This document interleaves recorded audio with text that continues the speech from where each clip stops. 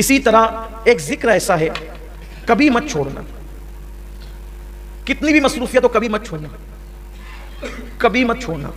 مولا کائنات کہتے ہیں کہ جنگ صفین میں مجھے اتنی مصروفیت تھی، بہت بھاگ دوڑ تھی جنگ صفین کے موقع پہ، اس دن میں نے اس ہما ہمی میں بھی یہ ذکر نہیں چھوڑا۔ وہ ذکر ہے 33 مرتبہ سبحان اللہ، 33 مرتبہ الحمدللہ، 34 مرتبہ اللہ اکبر۔ اس کو کہتے ہیں تسبیح فاطمہ۔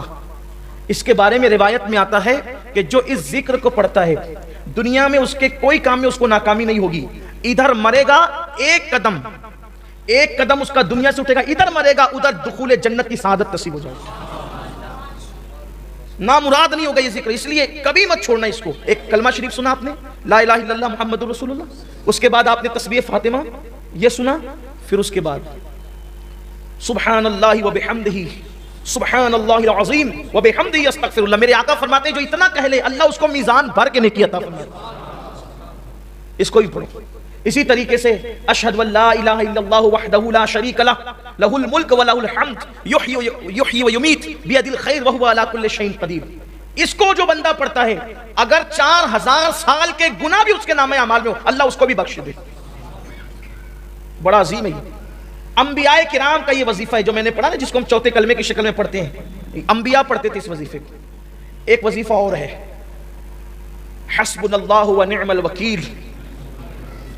اسے حضور علیہ السلام مشکل مقام پر پڑھ، یہ دو وظیفے، ایک تو لا حول ولا قوت الا باللہ العلی العظیم، اور ایک تو حسبنا اللہ ونعم الوکیل۔ اس کو حضور علیہ السلام مشکل مقامات پر پڑھتے تھے۔ فرمایا جو حسبنا اللہ ونعم الوکیل پڑھے گا، اللہ فرماتا ہے چونکہ تو نے مجھے اپنا کارساز بنایا اب تیرا کوئی کام بگڑنے نہیں دوں گا، اس لیے اس کو پڑھا کریں۔ بڑے وظائف ہیں اور بہت زیادہ دیے جائیں تو کہیں ایسا نہ ہو کہ آپ مشکل میں پڑ جائیں، لیکن ایک وظیفہ جو حضور غوث پاک سے منسوب ہے اور اس کی بے شمار دنیاوی اخروی فوائد ہیں، اگر کچھ نہ کر سکو تو اتنا کر لیا کرو کہ ہر نماز کے بعد یہ وظیفہ، اس کو کہتے ہیں پنج گنج قادریہ۔ پنج گنج قادریہ یہ ہے کہ فجر کی نماز کے بعد اول آخر 3 بار درود شریف پڑھنا ہے اور بیچ میں 100 مرتبہ یا عزیز و یا اللہ، یا عزیز و یا اللہ۔ ظہر کے بعد 100 مرتبہ یا کریم و یا اللہ، عصر کے بعد 100 مرتبہ یا جبار و یا اللہ، مغرب کے بعد 100 مرتبہ یا ستار و یا اللہ، عشاء کے بعد 100 مرتبہ یا غفار و یا اللہ۔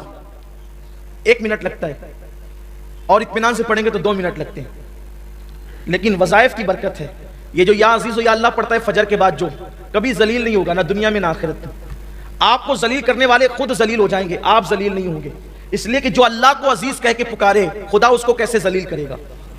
آزما کے دیکھ لیں، کبھی ذلت نہیں ہوگی، کبھی ذلت، آپ کو ذلیل کرنے والا خود ذلیل ہوگا۔ اس کے بعد یہ جو ظہر کے بعد یا کریم و یا اللہ پڑھا جاتا ہے، یہ پڑھنے والا کبھی روزی کے معاملے میں تنگ دست نہیں ہوگا۔ عصر بعد یا جبار و یا اللہ پڑھنے والا کبھی ظالم حاکم اس کو پریشان نہیں کر سکے گا۔ مغرب کے بعد یا ستار و یا اللہ پڑھنے والا کبھی لوگ اس کے عیب کی وجہ سے اس کے عیبوں کو اچھال نہیں سکیں گے اور اچھالنے میں کامیاب نہیں ہو سکیں گے۔ عشاء کے بعد یا غفار و یا اللہ پڑھنے والا اللہ تبارک و تعالی اس کے بستر پر آنکھ بند ہونے سے پہلے اس کی مغفرت فرما دے گا۔ اللہ کا ذکر کریں۔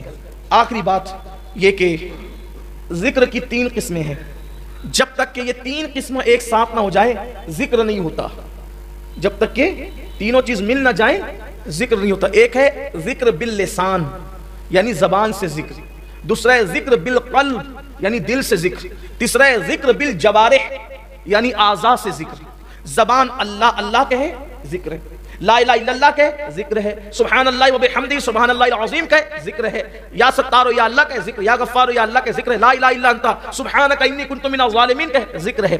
لیکن زبان یہ سب ذکر کرے، اب دل میں یہ ہو کہ میرے اللہ میری اوقات کیا تھی کہ میں تیرا ذکر کرتا، تو توفیق نہ دیتا تو میں کب کرتا۔ یہ نہیں کہ ذکر کر رہا ہوں سب کو دیکھ رہا ہوں کہ کون کون دیکھ رہا ہے کہ میں ذکر کر رہا ہوں، میری حیثیت کیا، تو نہ چاہتا تو میری زبان پہ تیرا نام کیسے آتا۔